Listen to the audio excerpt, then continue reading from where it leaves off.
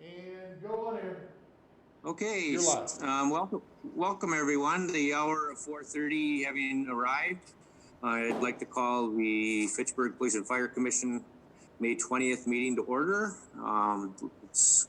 We're doing this virtually for the public's benefit and our benefit. Want everyone to stay safe during this period. And I think everybody can see everyone, so everything's good. We have a new police and fire commissioner I'd like to welcome, Tom O'Day, his first meeting, and we'll have Tom introduce himself, but I think it might be good for us to introduce ourselves as well, especially because under the circumstances, you don't get a chance to really have a discussion. I guess I'll start. I'm Tom Thorson. I'm the chair of the Police and Fire Commission. This is the start of my 5th year on the commission. My background is I actually started public service in 1975, working in the chief clerk's office while I was going to undergrad school here at UW. I started as a conservation warden working for the Department of Natural Resources in 1979. I had 5 years as a field officer and then promoted to being in charge of safety programs, and then actually the first warden that investigated crimes, environmental crimes of individuals or companies that deliberately did that. In 1980, I went to grad school from 84 to 87, got a master's in public administration, and basically concentrated on personnel law as part of my master's. And then I got hired as the lieutenant for the 4-county area here in 1988. And a year and a half later, George Meyer hired me to be his deputy administrator. So I was a supervisor for 3 bureau directors at the DNR, and I was actually a senior manager for 16 years. My last 3 years were as deputy chief conservation warden. I took the job on the condition I could keep my law enforcement credentials, but of course that meant I had to keep working. So I did that. So retired in 2005, and I've been doing a lot of volunteer work since. And that is kind of a long summary of my career, but that's basically it. I think Rosa, you're next. Oh, you're muted, Rosa. Rosa Aguilu, welcome Tom O'Day. I'm a retired police detective from Madison Police Department. I retired in 2011. I joined the commission in 2017, and right now I'm in Minnesota in the basement of my daughter's house. So welcome.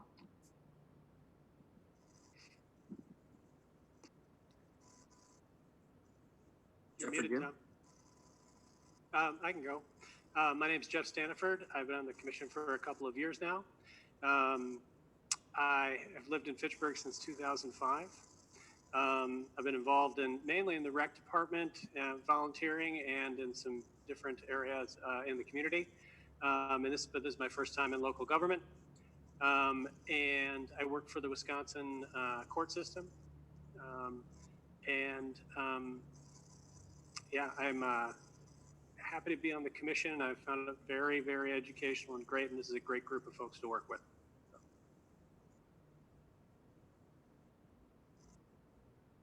Jim? Jim Wheeler. I'm a retired police captain from the Madison Police Department. Was on the department for 28 years, and now I volunteer for the United Way. I'm on their board of directors. So welcome, Tom. And then if you want to go ahead, Tom, and then we'll have Sarah and the 2 chiefs give a little of their background as well. Sure. So Tom O'Day, thank you very much for some of the background. I really appreciate that. Look forward to meeting you all in person at some point as well. I've been in Fitchburg for about 5 years. Before that, I was in the Milwaukee area. I'm an attorney, been practicing for about 15 years in labor and employment law, mostly on the management side. And grew up in the Milwaukee area, came to Madison for school, both undergrad and law school, and a couple years in between working in the Capitol. And I've never been able to figure out if Madison's a better place to live or to visit. But happy to be in Fitchburg. Look forward to working with you all and the Chiefs and Sarah.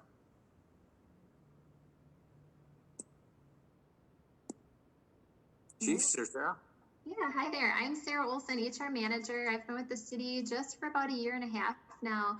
I worked previously in the HR department at the city of Madison for the last 6.5 years, and I've been in HR since 2005. I'm staff contact for this committee, so if you have any questions or concerns, feel free to reach out anytime, Tom.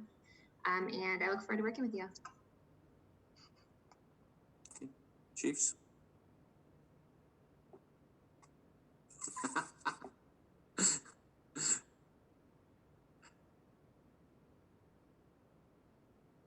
Unmute, Joe.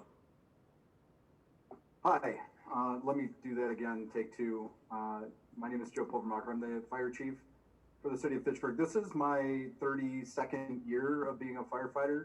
Started out as a volunteer, went into the military, was a firefighter in the military. Was 22 years in the city of Oak Creek. And as of 2016, I've been the fire chief of Fitchburg. I really enjoy the work that's being done by obviously the fire department. We've got a really good group here, but with the city in general, a lot of what we do is contingent on the work that can be done by others within their expertise. I'm grateful to be able to tap from a lot of professionals in the city. Have a really good working relationship. He might debate this, but with Chad Breckman. Chad, you're going to have to unmute because this is your joke, but I think the collective height is the shortest in Dane County, right? Between the two of us. I think we can go with the state, probably. Shortest combined height. Yeah, height does not equal stature, but yeah, Tom, welcome. Look forward to working with you. You've got a really good group here as well, and onward, upward. Welcome, Tom. My name is Chad Breckman. As you know, I'm the police chief. Been in policing since 1995, and I've been with the city of Fitchburg since 99, so just wrapped up my 21st year this spring. I've been the police chief since, seems like forever, particularly with the COVID situation. But I think it was January of 2018 when the commission promoted me from lieutenant to police chief. So Fitchburg is a great community. There's always a lot going on. This is a great group of people, as Joe and others have mentioned, and I think you'll enjoy the time, and we'll also enjoy getting to know you and utilizing some of your skills and assets that you bring to the table. Thank you, everyone. And Rosa, you're a trendsetter. I want to get a bed in my office now. Well, I want to thank everyone for giving that background. I think that's helpful to everyone. You know, I think we obviously want to put as much effort into following what we can do to help this be the best fire department and best police department that we can possibly have, you know, following what our statutory authority is. So, but with that, let's move to approval of the minutes from our April 15th meeting. Is there a motion? I'll make the motion to approve the minutes. Okay, Jim, second.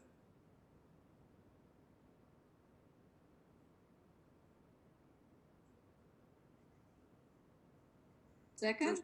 Okay, Rose, seconds. Is there any discussion, corrections? If not, all those in favor signify by saying aye of approval. Aye? Aye. Okay. The next item is the public appearances. Do we have anybody notified, Sarah, that they want to? Okay. So there's no public appearances. The fourth item on the agenda is the election. Every year we need to have election of officers, and for the president, vice president. As you know, we kind of updated our rules as to there's only 3 of us that are necessary to be in a quorum, but we've identified how that would go in our updating of rules. In following Robert's Rules of Orders, there's a number of different ways we can do this. We can do nominations from the floor. You have it done ahead of time. But I think what we'll do is we'll take each office independently and hopefully be able to move through. But are there any nominations for president of the commission? I guess I can self-nominate. That's allowed under Roberts, but I'll make a nomination that Tom is president of the Okay. Fire Commission. second. Second. Okay, it is seconded. Are there any other nominations? Are there any other nominations? If Tom, not, I may, pardon? Tom, if I may, Jim may want to specify which Tom he is nominating, just for the record. Thank you, Chad. That's why you're the chief. I nominate Tom Thorson to be the PFC president. Okay. We've asked for any other nominations, I think twice. If not, somebody want to move nominations closed? Okay. Okay. All in favor then of Tom Thorson, signify by saying aye. Aye. Okay. Okay, well, thank you, everyone. Appreciate that. The next office is Office of Vice President for the Commission. And again, are there any nominations? I will nominate Rosa. Okay, Rose has been nominated. Are there, second, I assume? Are there any other nominations? I'll second Rosa. Okay, are there any other nominations? If not, looks like we can close and take a vote. All those in favor of Rosa being vice president, signify by saying aye. Aye. Okay. Okay, well, and then we've, if Rosa or I aren't available, we know how the, for a quorum, but I think usually we're here, so it's not an issue. Well, thank you, everyone. Next is the report from the police department, staffing report. Chief?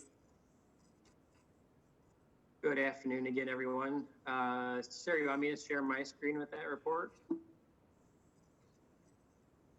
Yes, that would be great. We'll see how well I can make this work.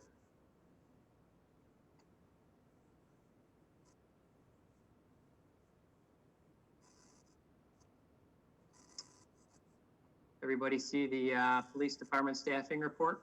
Yes. Looks great. Yes.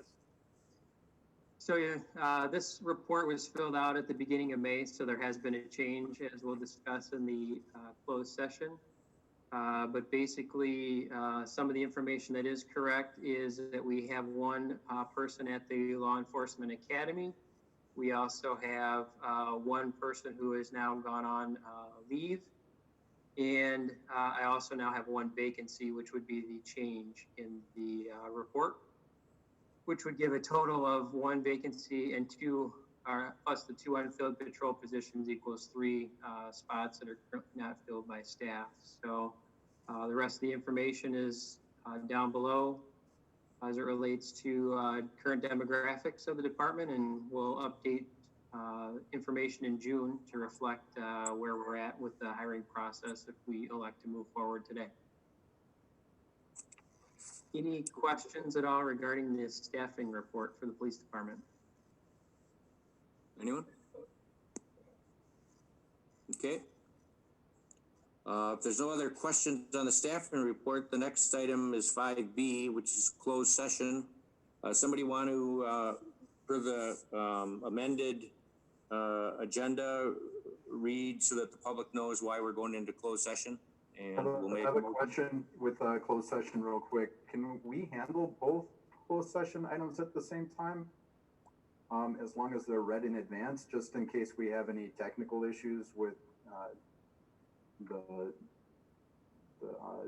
video-based.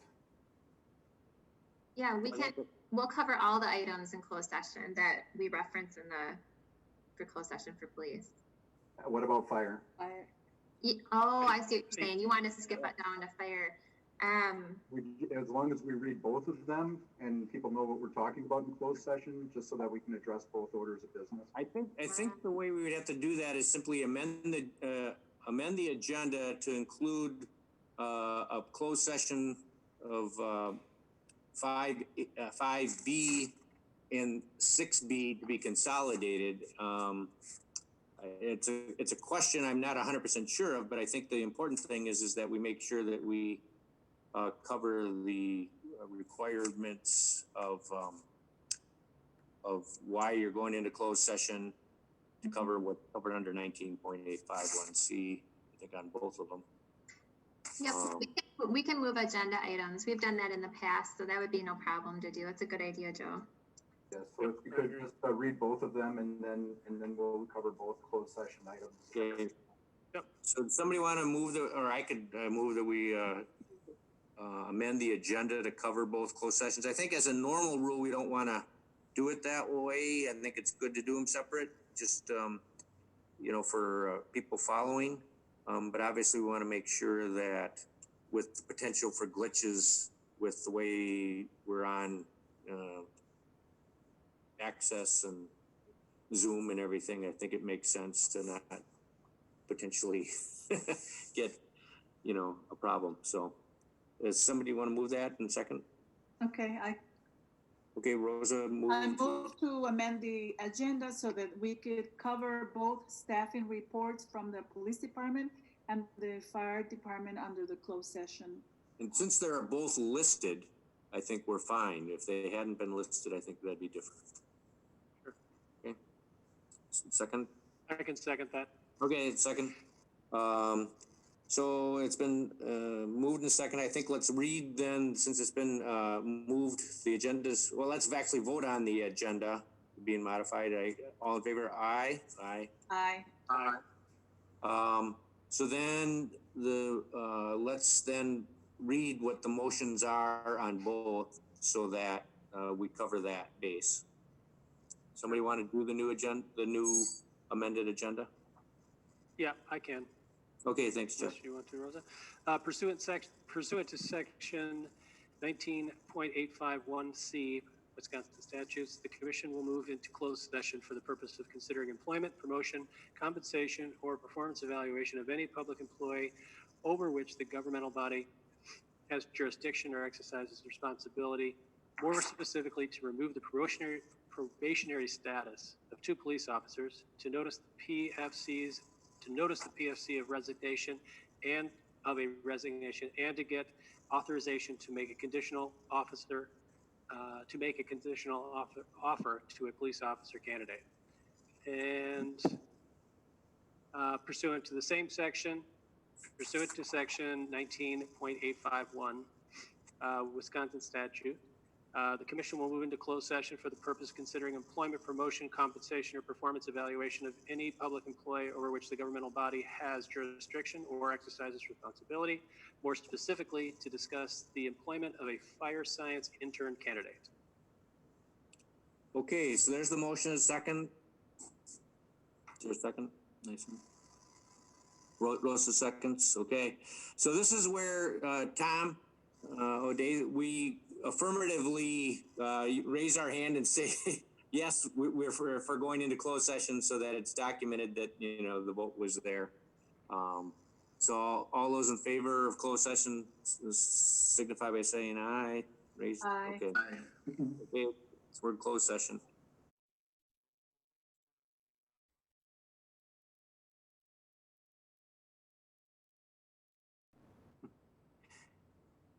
Okay, we're back into open session. The commission has voted to go back into open session based on after discussions of the closed session.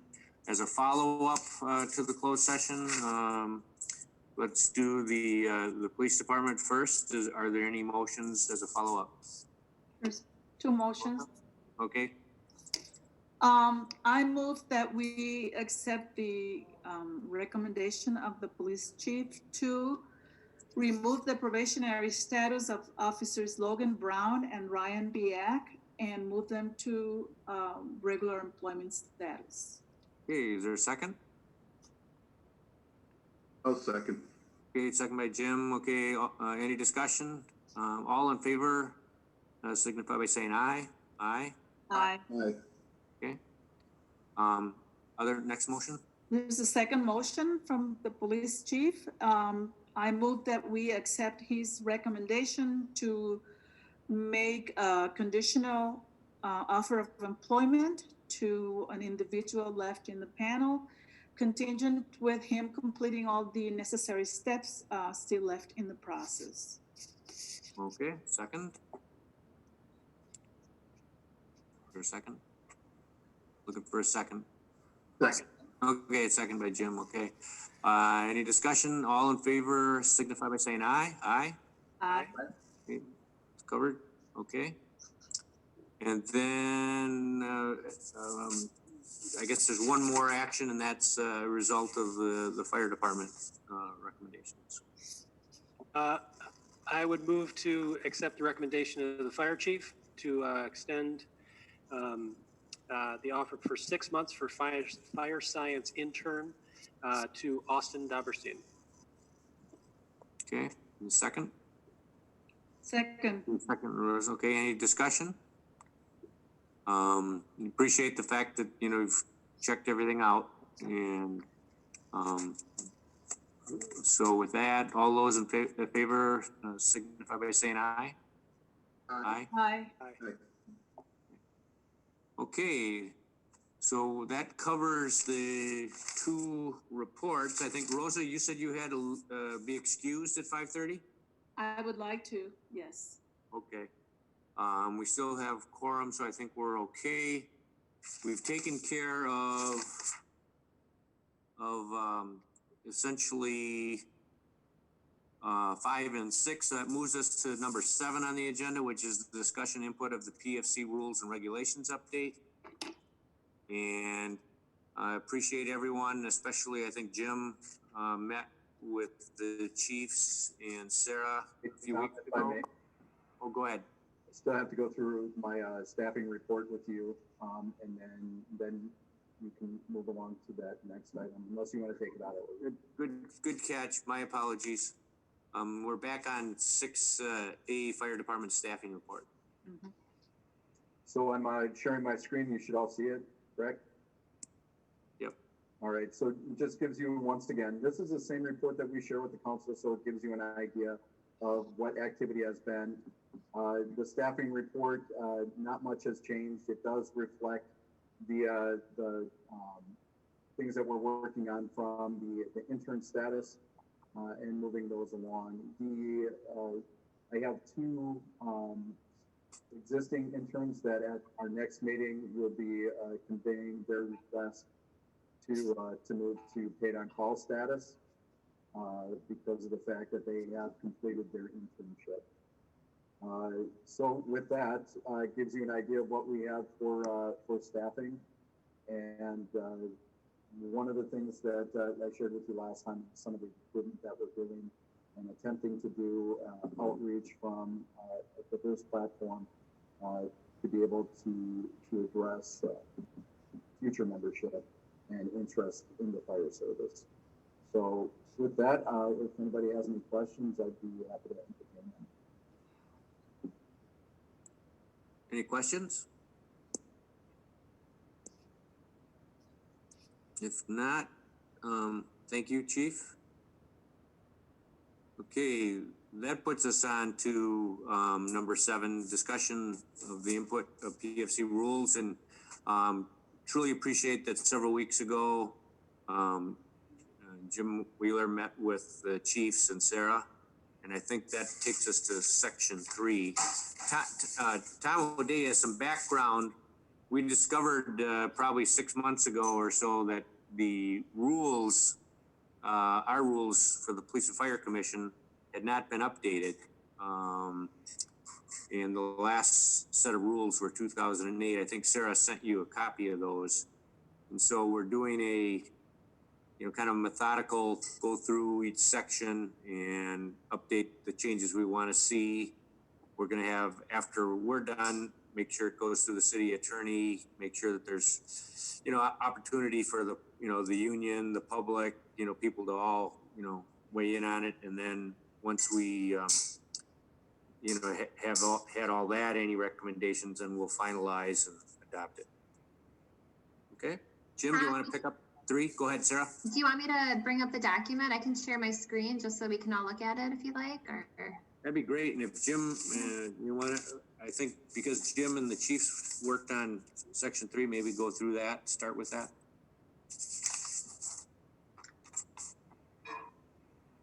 My plan is I think just for planning purposes, is to go as far as we can until 6, and if we're not done by 6, we'll adjourn and take, what we haven't finished at the next meeting.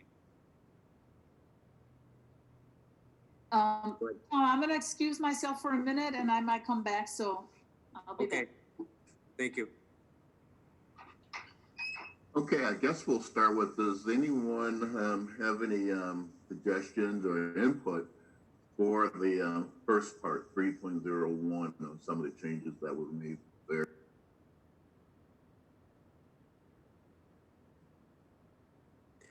I think, the question of a balanced hiring panel is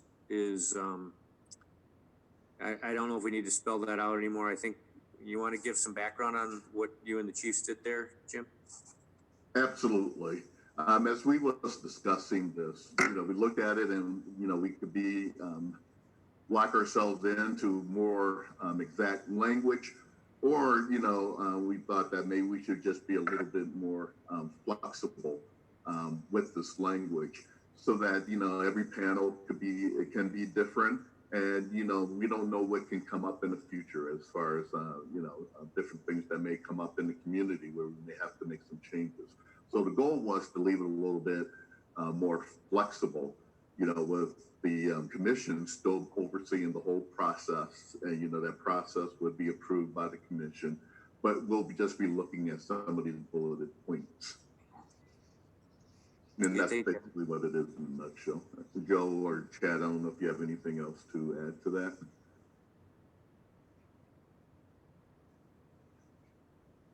I think that accurately sums it up. I know one of the things we talked about with the panel is you may have a last minute cancellation of one of the panelists, and how would that potentially affect the ability to carry on with the process if we got too specific on panel makeup. But clearly, as Jim said, our conversation centered around ensuring that we have a balanced hiring panel.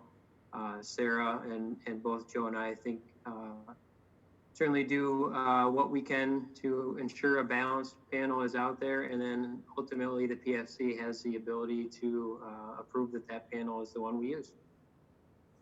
And one of the things that came up was, and Chad brought it up, this isn't just us trying to spitball, this actually happened to us, where we had a diverse panel selected, and the person that reflected community and diversity had to change last minute, and then we had to basically put somebody in place to be able to honor the appointments that had already been made by the candidates. So then it comes across as us not having a diverse panel, but then that would be something that we would be able to explain to the Police and Fire Commission as to why those selections were made. Just giving you some background to that. Okay. Thank you. Is there any other questions or comments from Commission on Section 3? Okay. I have one. Go ahead. As a matter of process, would this be the idea is that the chiefs would bring the need for recruitment, or would bring recruitment needs up to the commission? There would be a standard, I guess, or I guess, how would the hiring process be presented to us? Or would that, what I mean? So it says in here that all components of the, it says the recruitment process and presents the process to the commission for review and feedback. Is that something we would do just sort of like overall up front before every single recruitment process? Or is this just going to be a standard process that we all sort of, that's outlined on these bullet points?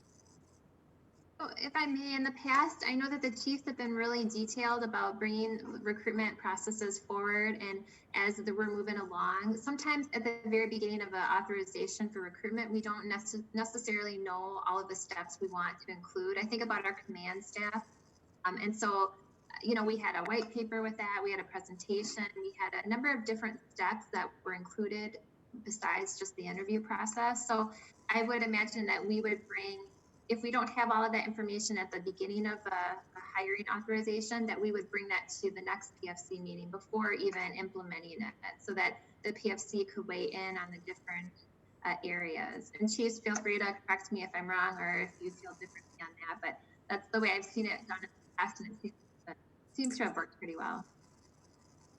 And I agree with that assessment. I mean, it certainly seems like that we have gotten a lot of information about how those processes have either were going to unfold or already had unfolded, depending upon where we were.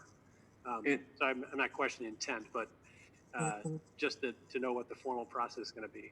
Yeah, and I don't think that you want to have a set process based on the fact that sometimes we learn stuff, learn things from the processes that preceded the candidate, and maybe there's some best practices out there that we've been made aware of. It's really just a matter of informing the commission at that point as to why steps in the process are important. I think in the past, it's been helpful, for example, when the chiefs have come with a request to, for a promotion or for hiring, that they've outlined that, on this is the time period we're going to be doing announcements. This is the time period, we're going to be, screening applications. This is the time period. We basically, the commission approves the process and timeline. The chief may say we're going to have a citizen panel assisting us here at this process, and then the next step is going to be, this, and then the next step is but each one will be, I think, what the needs of the service are. At least that's my interpretation. Okay. Anyone else on 3? Okay, let's go to section 4, probation.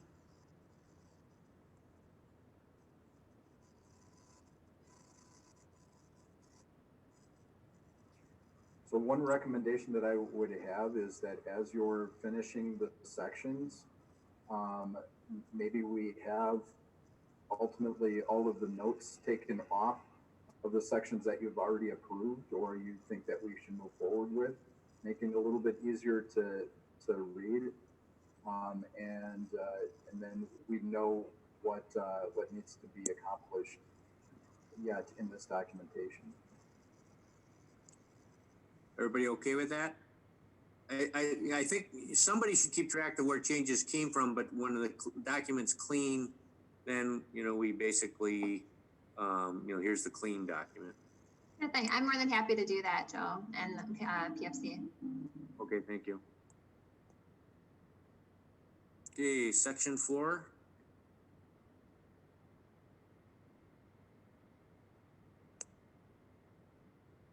Looks like section 4 is pretty clean.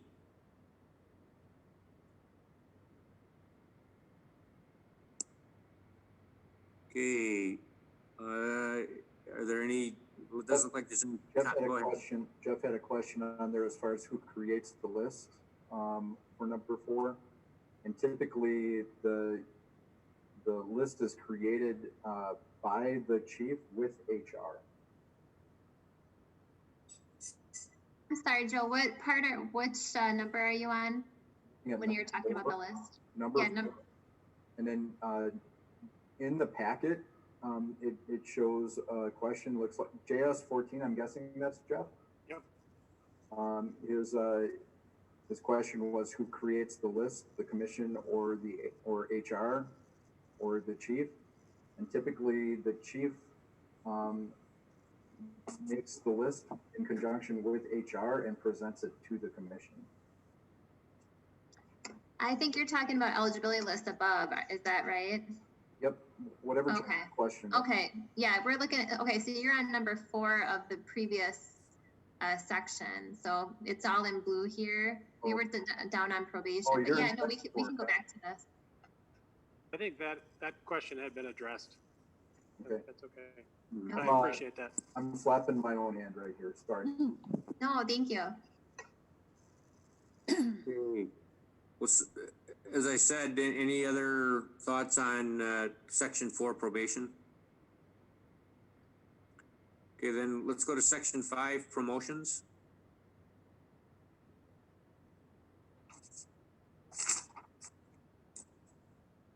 I'm trying to read my, I don't have, my eyes aren't 100%, especially with my reading on my phone.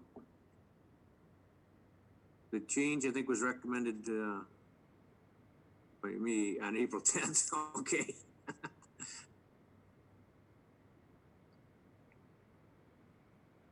Sarah, could you bring that so we can read that?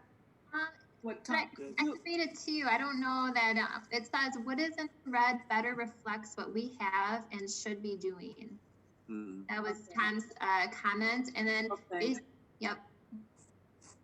So based on his comment, this red section reflects that.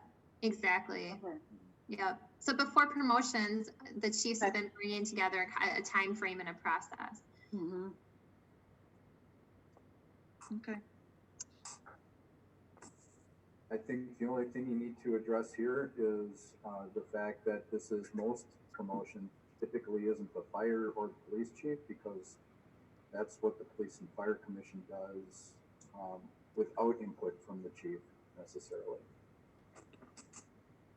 The only thing that I didn't know, my thought process as I came across this was that under promotions, sometimes, you know, there's acting positions, and I didn't know where we should put that. Obviously, we want to make sure that any acting positions where a chief might put somebody in are done by people, number one, who aren't going to be applying for the position, or number two, if you have a number of people who are, that it's a fair system so that there's not a, you know, a favorite got put in an acting position that was going to be open. And I didn't know where we should cover that. Is that 5.05? It says the commission may make temporary interim appointments within the police service or fire service. Mm-hmm. Do you think that covers that?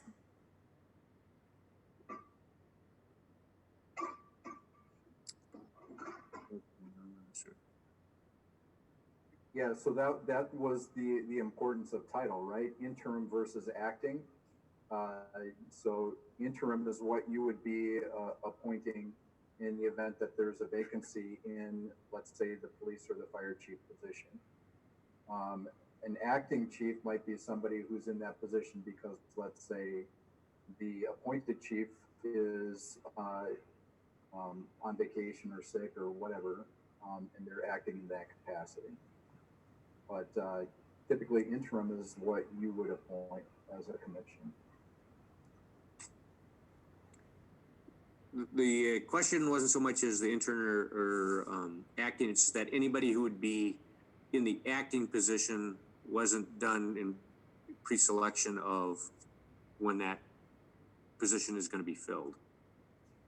Well, how I've seen this used in the past is typically the commission listens to the recommendation of the outgoing chief to see what makes sense. Usually it's done in conjunction with the next in rank and that person who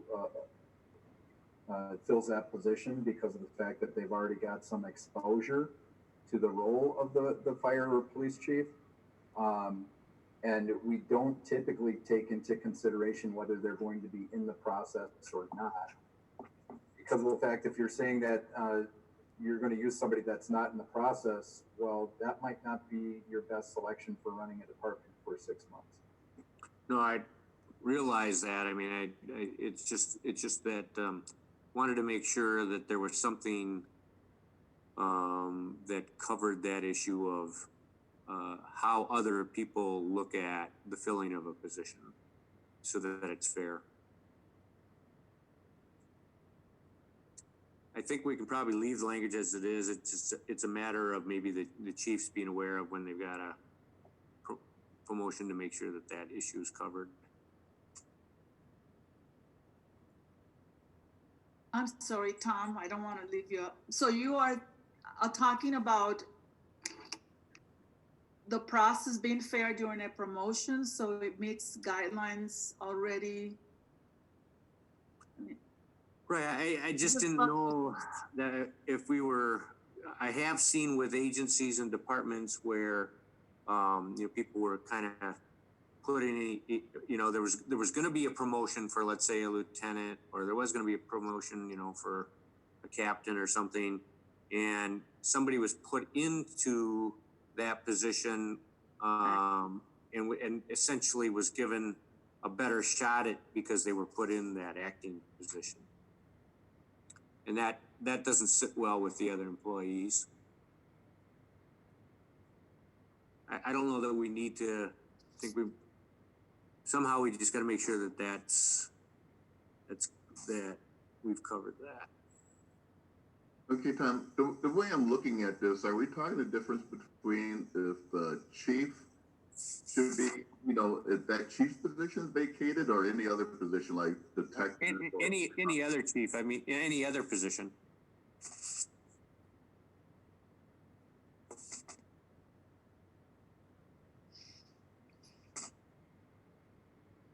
I'm trying to think which positions will be interim appointments other than the ones that are administrative positions, right? Like the chief, a lieutenant, or Yeah, I mean, it's really command positions, or supervisory positions. I don't, because basically the people and you're thinking that whoever gets that interim appointment, if he's also he or she is competing for the promotion, that he will have an advantage. And how right, you want to make sure that it's a fair system. Well, those who have experience with them, and I wouldn't be the one to talk about that, but those who have been in that situation, I don't know, Jim, you or anybody else, how is that addressed of the chiefs? I mean, Can I say something really quick? I just wanted to say that, we'll post the position and then we'll use the criteria that Jim and the chiefs put together as far as making sure we have the balanced panels, making sure we have the objective interview questions, that we have bias training. So even if someone is in an interim role, I mean, we're going to have all of these good measures in place to make sure that we're not just giving it to the person who's in the interim role. That's my view on it, but I'll let the rest of you speak, of course. But Tom T, are you asking who should have the responsibility and authority to appoint someone into that interim spot? Well, I think the process plays out? I think the chief, if it's a temporary thing, the chief can make that assignment. But if it's going to be a longer assignment, he needs to come to the commission. I don't personally see myself using this very often. I think that if you have a vacancy, you're just going to do a process and fill it. The only time I would see it is more in the line of somebody being unavailable to fill their duties, but you fully expect them to return. Maybe they're off for 6 months due to a medical issue, and maybe you'd look to put somebody in that interim role. Or the other option that I could utilize in my department is farm out their responsibilities across a few different positions and not make any change or interim role determinations. And the other thing I think the commission may want to consider is obviously reserving your ability to make that appointment, which I believe this does, because while I would anticipate that this doesn't happen, it has happened in other departments where chiefs are moving on out, not because they want to, but because the commission is moving them out, or because they've committed some sort of employment act or a criminal act, and you're not probably going to be inclined to take their recommendation as to who to put into an interim role anyway. Right. Well, you hit on, I think, an example, an unplanned vacancy because of a medical issue or something, and how that's handled when in fact, somebody might be also retiring in, a short future too. So maybe I'm putting too much thought into it, and it doesn't need that much. So what I witnessed happened in Fitchburg was when Chief Blatter left, Chief Blatter made a recommendation as far as the interim chief.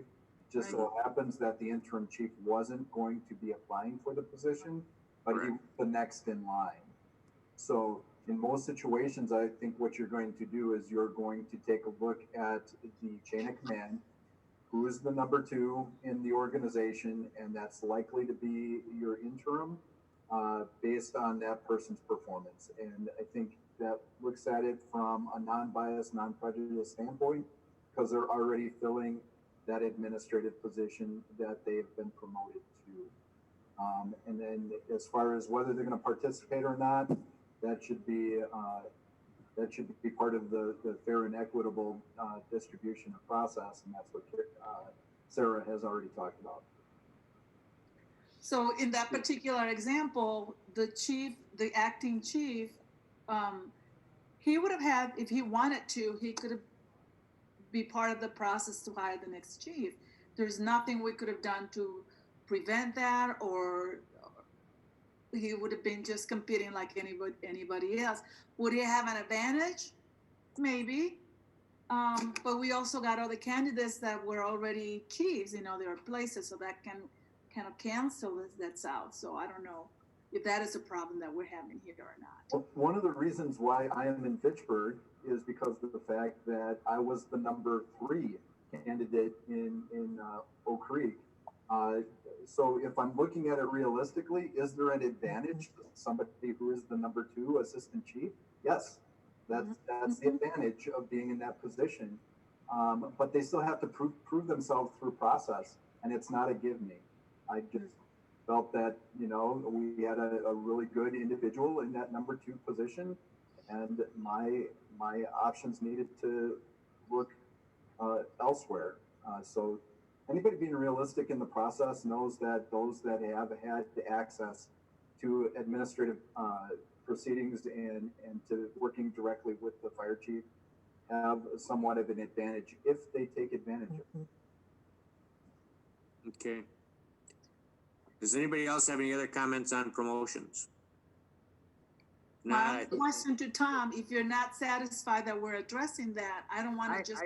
I think I said about 5 minutes ago, I think, you know, I think we'll have the chiefs come to us, and that'll be sufficient at making them aware of our concerns, because we'll get the final say anyways.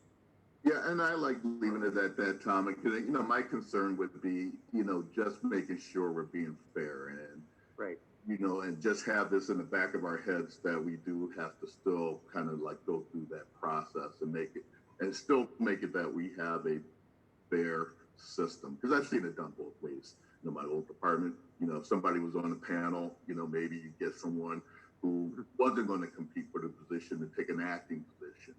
Or, you know, depending on who it is or what position you're filling, you have to take someone off the panel.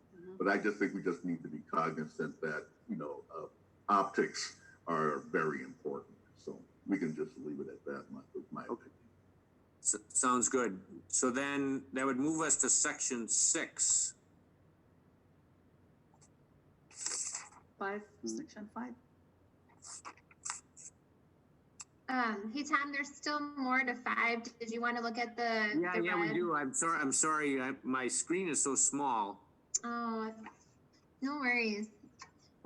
If you want, I can read it. I can read. So one of your comments on 5.10 was this may be a case of proper resolution of authority. It talks about the chief may terminate a promotional appointment of an appointee during the course of probation, and such appointee should revert to the rank held immediately prior to the promotional appointment. The chief will promptly report that decision to the commission, which has final approval of termination to prior rank. That makes sense, correct? Let me read that again.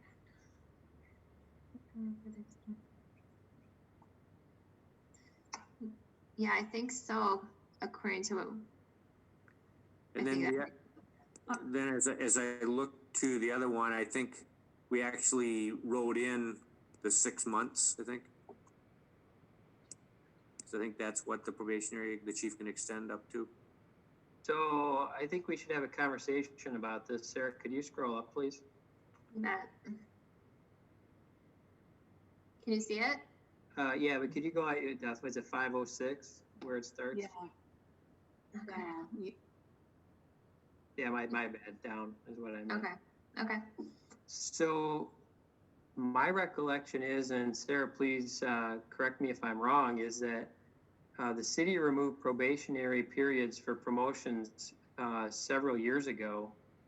So I think we're going to have to update this language to properly reflect that, either that they're they may have probationary periods, but part of that's going to be in conjunction with the city and how they post the position, whether or not it has a probationary period. Yeah, you're right, Chief. We do not have probationary periods for promotional appointments. Actually, for any of our non-represented positions, it's an at-will employment. So if folks come in and it's not a good fit, we definitely try to work with them. But ultimately, they're not on any type of true probationary period like we used to be. So based on your comment, Chief, because I'm trying to see, so we should basically get that language to reflect that? Yeah, I think we would need to clean that language up to a certain extent. Now, again, maybe we want to leave some measure of leaving the ability to have a probationary period. For instance, maybe the city will change its course on that in the future, and that would not necessitate having to update the rules and regs on the PFC. The other thing that's out there is obviously the sworn police officers, and I don't know, I assume is it the same for fire, Joe? You can weigh in on that, but there's the Police Officers Bill of Rights that outline the criteria that are necessary to remove an officer, or really a sworn police officer, from their position. So I don't know how that plays into this at all, and it may not at all in this section, period. But Question. So are you Rosa? saying that for promotions, there is no probation? Correct. So we would have to eliminate all of 5.7. Is this just for promotions? I can't recall. Yep, this is just for promotions. Yes. So this whole section applies. And Sarah, is that a policy of the city that there cannot be probationary periods for promotions, or is it permissive for the Police and Fire Commission to have probationary periods if we want to? That's a really good question. I would need to look into that to give you a for sure good answer on that. The city just does not impose those probationary periods, but I'll need to double check and see if the PFC wanted to, if they could. I think so, but I would need to double check on that. Yeah, that's a good question, Tom, from the standpoint of at least, again, I'm showing my age here. Usually most promotions had a probationary period from my experience. So what is the fire chief or police chief? What do you do now? there's no probationary period. When the position is posted, there's no probationary period. And if you'll recall, when I was promoted into this position, one of the questions I asked the commission when I was extended the offer is, what's the length of my probationary period? And they said there wasn't one. So I think that you could still leave it in there and perhaps just change the word shall in 5.07 to may. And add some additional language. I mean, go ahead. Forgive me for interrupting. Why would we leave it there if this is something that we don't do? Or do we as a commission have the authority to bring this back and institute that? I think it's a good question that Sarah's going to pose to see what level of authority the PFC has to establish a probationary period. They very well may, and that's why I think you could leave that 5.07 in there and change the word shall to may, and all right. Promotional appointments may have a probationary period determined by the Police and Fire Commission in conjunction with the city, or something along that lines. That way, it gives you the ability to add it in the future without having to go back and change the regulations. Or if Sarah learns that, the PFC has the authority to determine if there's a probationary period, it already exists and we don't have to go back and modify it. Question I would agree with, go ahead, Rosa. I just feel that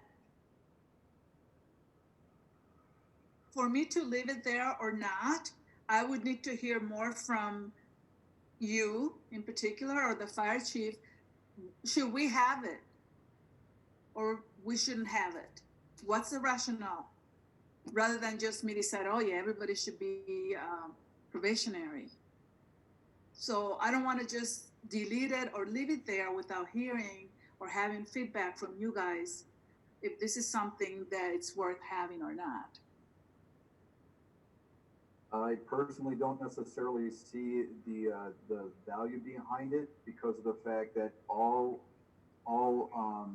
processes that involve demotion or discipline or termination are going to come before this commission regardless. In addition to that, typically through 6213, the police chief and the fire chief have some career protection based on the fact that some of the decisions they make based on law and code should not be impacted politically if it doesn't necessarily go along with the general impression or direction of the city in a certain way. Case in point, let's say I stand my ground on a fire code that is preventing from a certain company to come in and develop. Well, I need to stand my ground from a public safety standpoint. And if my job is on the line as a result of that, that's where those protections come in, is to allow me to enforce code without reprisal of my job. So you will hear everything that comes up in regards to charges or to recommendations for termination, and that is basically a good part of what this commission does. Hiring and firing, right, and discipline is going to come before you. And Chief, that makes sense with respect to the two chiefs. And I think in the League of Municipalities guidebook, it mentions that you cannot be subject to a probationary period as chief for a lot of those policy reasons.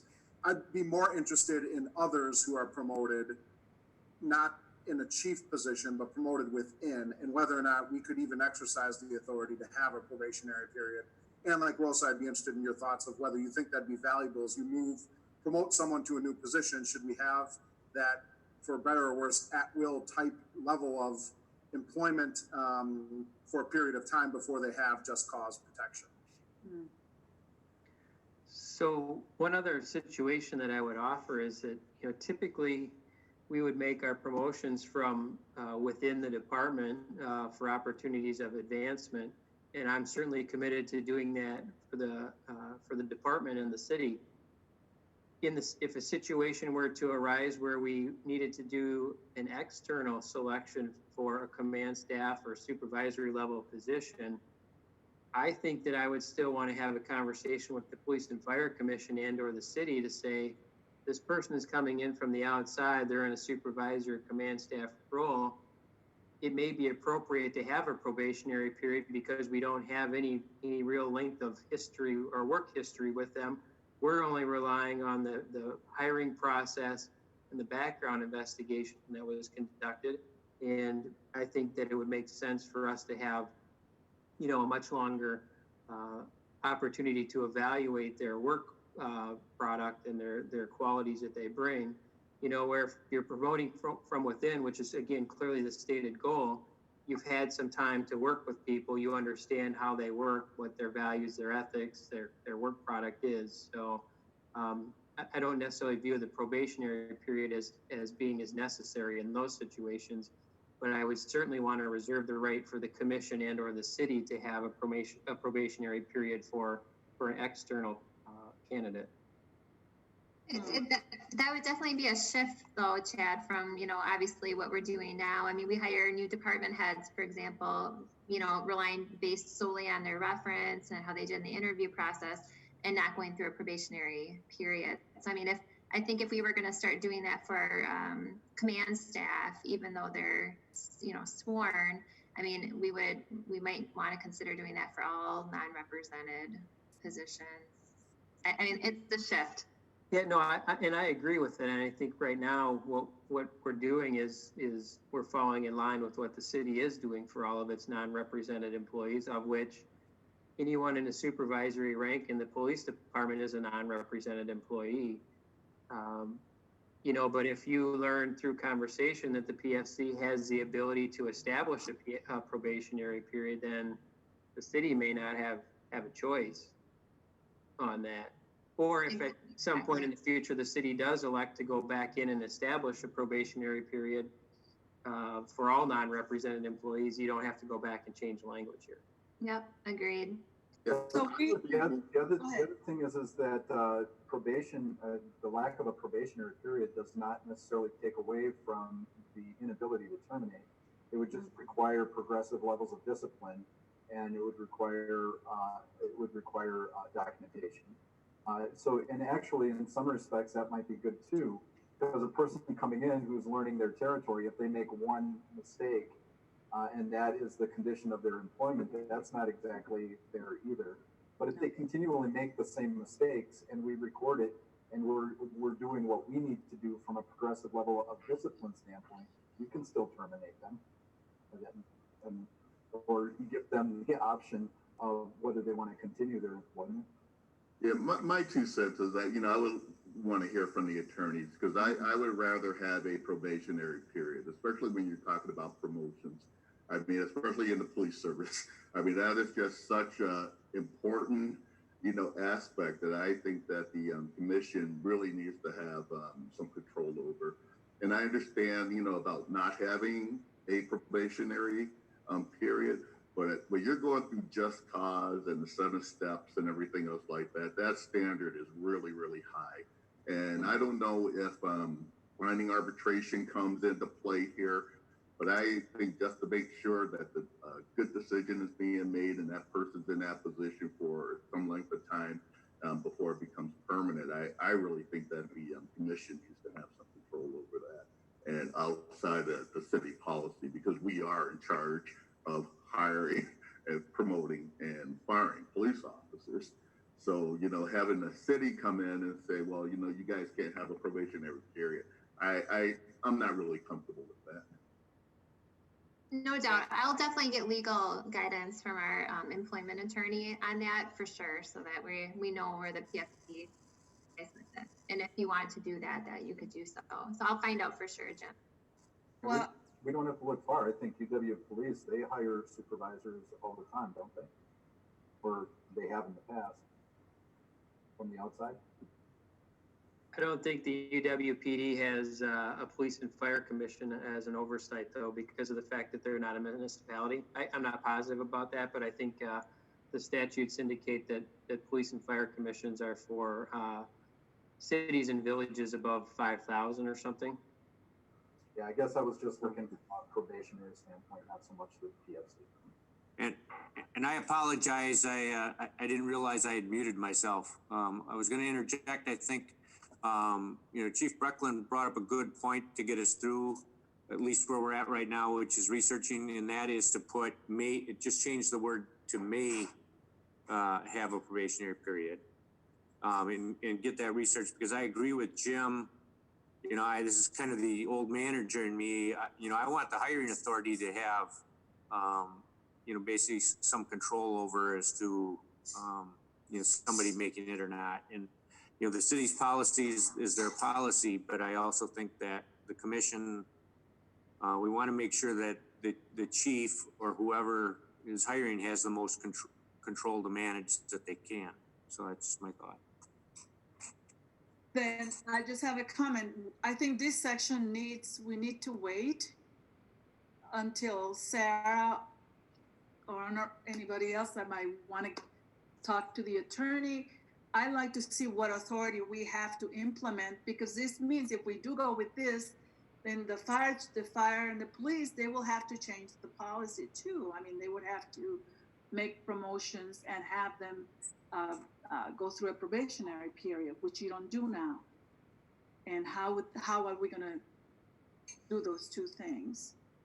So I guess I would just like to add that I agree with Jim and with Rosa that I think this should be on hold, and I think we should get advisement from the attorney. I think for me, the distinction is what the difference is in the statutes and what the overall council for municipalities has to say about what probation is versus what the city's doing. And we just need our own evaluation of what we should be doing, not just what the city's doing. Okay. So, Sarah, that's something you will follow up on? Absolutely, will do. Okay. Okay, so is there anything else on this section? If not, I think it's, we're already past at 6:15 and I think there might be a fair discussion on disciplinary discharge issues. So, do people see this as a time to break off until our next meeting? I do. Are there any other comments on the rules before we basically, we'll get more information on this so that we can make sure we got the right wording, whether it should be may or shall or have it at all. And we will pick up from at our next meeting where we're at. Is there, everybody okay with that? I am. Yes. Okay. Is there a motion then to adjourn? One announcement I have, Okay. is, my thesis proposal has been accepted. So, that I will be moving forward with the research, starting out with, focus groups to determine, some of those things that were discussed in that proposal. Okay. You may want to send that to Tom O'Day, so he knows what you were talking about, Joe. I'll send you the updated proposal as approved, and you can. Okay, sounds good. distribute that needed. And congratulations. Yeah, Yep. thanks. No congratulations until I have that thing to begin. Fair enough. Do not congratulate. Hold it. Okay. Well, thank you, everyone. We need to, well, actually, we need to have a motion to And adjourn. move to adjourn the meeting. Okay, Rosa, second. I'll second. Jim, okay, all in favor, signify by saying aye. Aye? Aye. Okay. I think I heard plenty of ayes, so, thank you, everyone. Be safe out there and truly appreciate your hard work on this. Thank you.